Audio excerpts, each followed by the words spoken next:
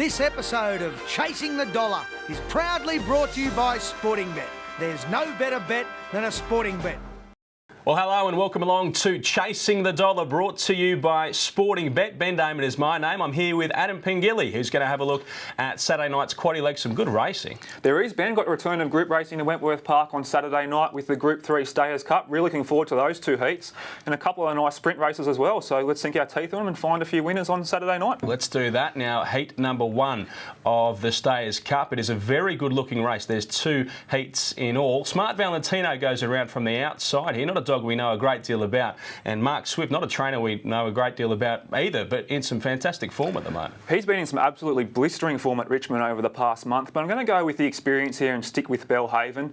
I'm really interested to see what price she comes up on Saturday night. I thought she was fantastic in the Association Cup Series when she was far from disgraced in the heat and final. She eventually ran second to Fancy Liza in the final of that series.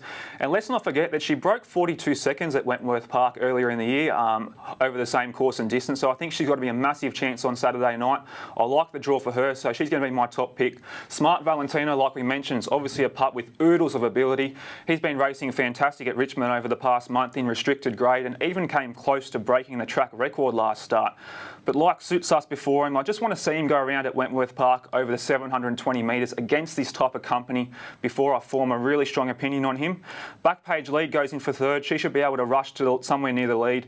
I'm just hoping she returns from her trip to Melbourne in good order, and I'm going to throw in Jemima Allen for your multiples. She had some interest with some solid Victorian form.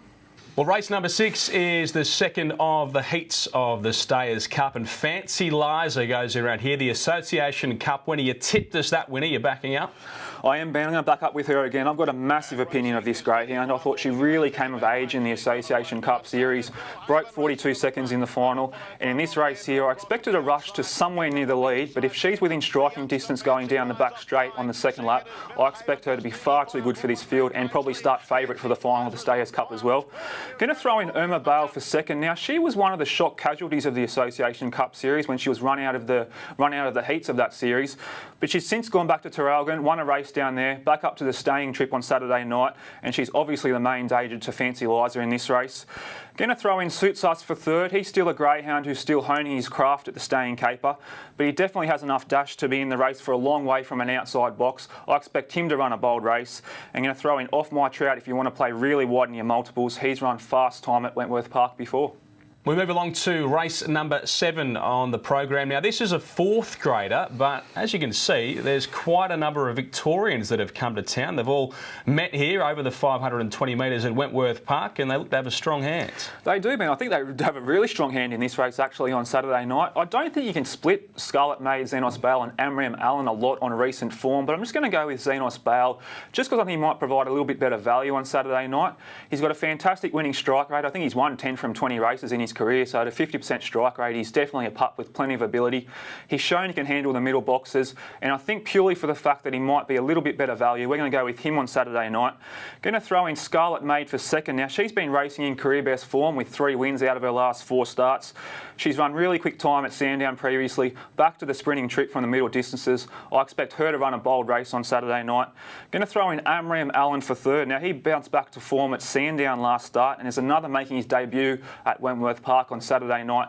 Those 3 greyhounds are all drawn close to each other, so the jump's going to be very interesting. But like we said, we're going to stick with Xenos Bale purely on value, and I'm going to throw in Wooden Ball for 4th. Now, I was looking through his statistics leading up to this race. Amazingly, he's had 16 starts from box 2 and has only ever missed a place once from box 2. So he's got to be some sort of chance on those numbers.